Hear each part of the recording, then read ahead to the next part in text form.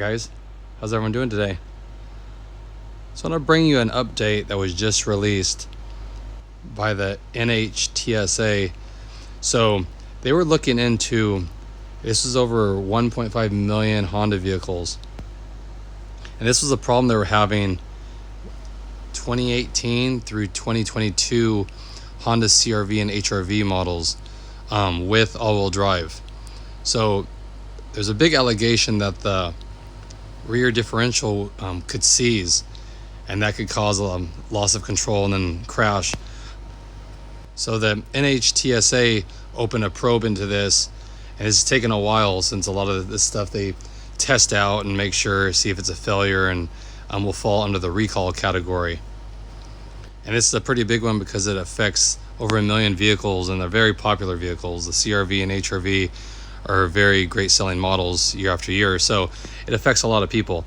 But however, Honda stated that the driver can still control the vehicle without stability loss in the event that the rear differential fails.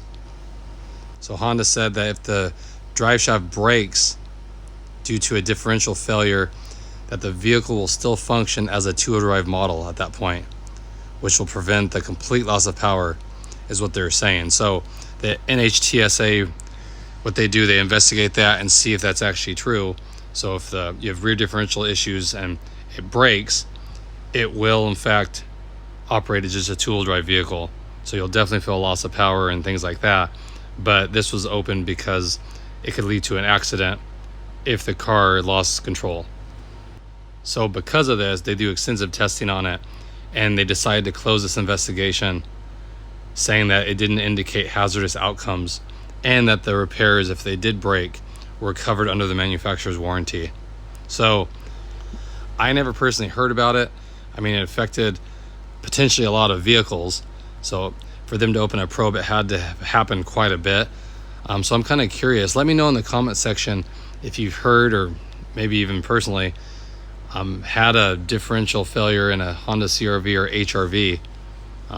Like I said, it's the first time I really even heard about it, and it was years ago since it affects the 2018 model. But I'm curious to know if you guys had any issues with that.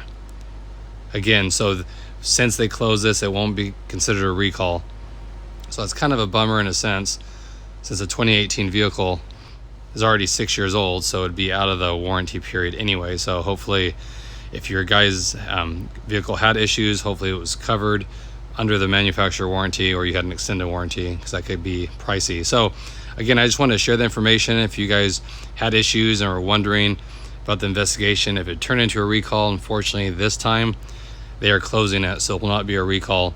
It'll just be covered if under the bumper to bumper or the powertrain warranty. If it broke, they would replace it under the manufacturer warranty or your extended warranty. So again, I just want to keep you guys informed on that. It's good to stay up to date on this kind of stuff, because once in a while it kind of falls through the cracks. And if you have a vehicle and it has issues, it's kind of frustrating, especially if you're having to pay for it out of your pocket and they would cover it the whole time. So I just want to let you guys know. Hope you guys don't have issues with your vehicle, of course. Hope everybody's having a good day out there, and I'll catch you guys on the next video. Thanks again, everybody.